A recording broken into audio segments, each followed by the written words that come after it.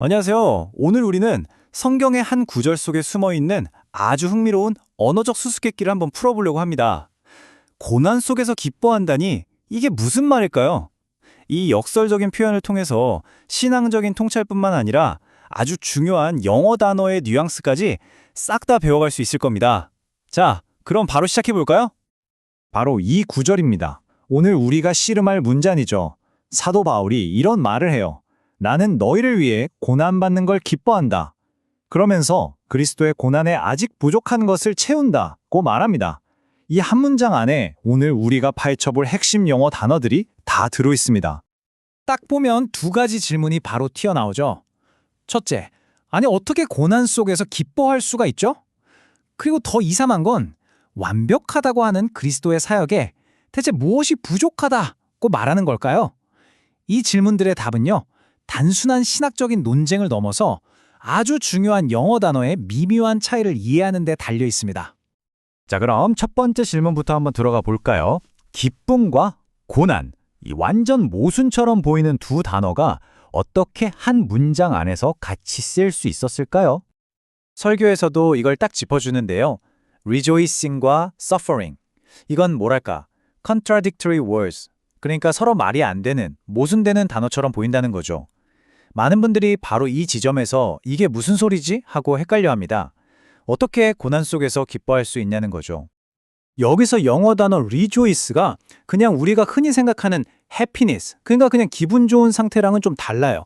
이 단어는요, 나 자신보다 훨씬 더 큰 목적, 어떤 위대한 사명에 내가 지금 동참하고 있다는 걸 깨달을 때 오는 아주 깊은 차원의 기쁨을 의미합니다.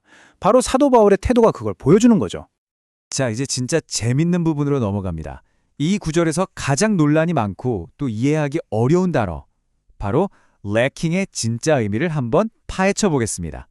아니, 다시 한번 생각해 보세요. 그리스도의 속죄의 사역은 완벽하고 충분하고 모든 게 다 끝났다고 믿잖아요, 우리가. 근데 어떻게 거기에 부족한 게 있을 수 있다는 걸까요? 이상하죠? 이걸 제대로 이해하려면요, 먼저 아주 중요한 영어 형용사 몇 개를 딱 머리에 넣고 가야 해요. 그리스도의 속죄, 영어로는 atonement라고 하는데요. 이건 100% complete, 즉 완벽하고요. final, 최종적이고 sufficient, 충분하다고 표현됩니다. 말 그대로 어떤 것도 더할 필요가 없는 그 자체로 완벽한 사역이라는 뜻이죠. 바로 여기가 오늘 영어 공부의 핵심, 하이라이트라고 할 수 있습니다. 래킹과 디펙티브라는 두 단어인데요. 우리말로는 둘 다 부족하다, 결함 있다, 비슷하게 번역될 수 있지만 영어에서는 그 뉘앙스가 완전히 다릅니다. 디펙티브는 제품에 하자가 있는 것처럼 근본적인 문제가 있다는 뜻이지만 래킹은 그런 뜻이 전혀 아니에요. 그 의미를 좀 더 깊이 파고들려면 원어인 헬라어까지 가봐야겠죠? 여기서 쓰인 단어가 히스테레마라는 건데요. 그 뜻이 결함이 아니라 채워지도록 남아있는 부분이라는 뜻입니다. 그러니까 비어있는 컵을 채우는 것과 같은 그런 개념인 거죠. 이 표를 보시면 두 개념의 차이가 그냥 한눈에 딱 들어오죠. atonement, 즉 속죄는 이미 완벽하게 끝난 역사적인 사건입니다. 반면에 lacking은 그 완벽한 승리의 결과를 이 세상 곳곳에 적용하기 위해서 우리에게 남겨진 현재 진행형의 사명을 뜻하는 겁니다. 전혀 다른 개념이죠. 좋습니다. 그럼 이 부족함이라는 게 도대체 우리에게 어떤 실질적인 사명을 주는 건지 좀 더 구체적으로 한번 들여다볼게요. 설교에 나오는 이 비유가 정말 기가 막힙니다. 한번 들어보세요. 어떤 왕이 결정적인 큰 전투에서 이겨서 전쟁 자체는 승리로 끝났습니다.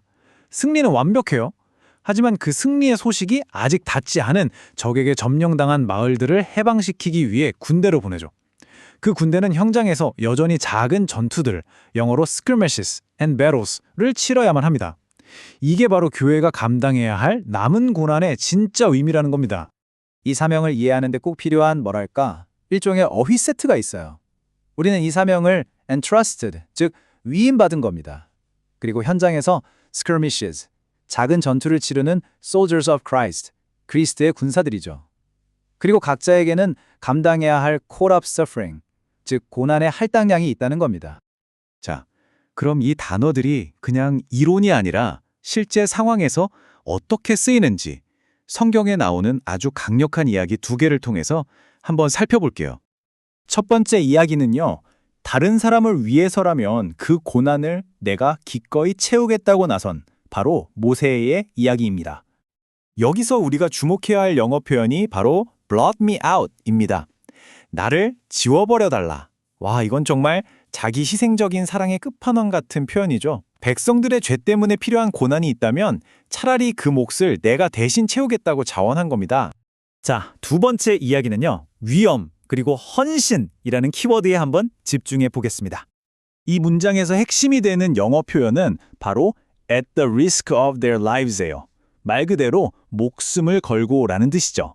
이게 바로 위엄과 희생의 개념을 정말 생생하게 보여주지 않나요?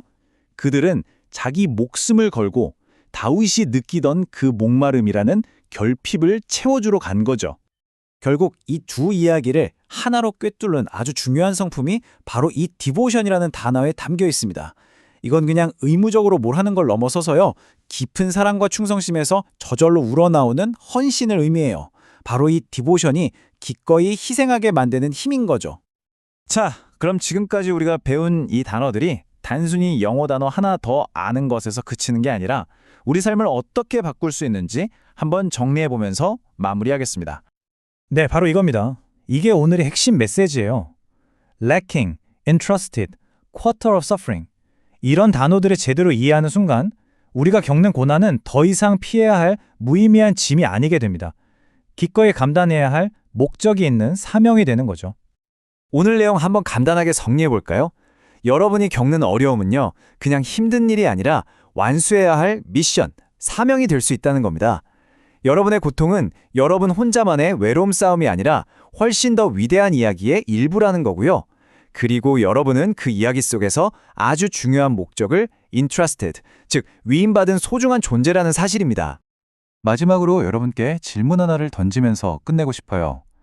만약 오늘 배운 것처럼 여러분의 고난을 채워야 할 사명으로 본다면 여러분 스스로의 그 힘든 시간들을 설명하는 언어가, 그 단어들이 어떻게 바뀔 것 같으세요? 한번 곰곰이 생각해 보시면 정말 좋겠습니다.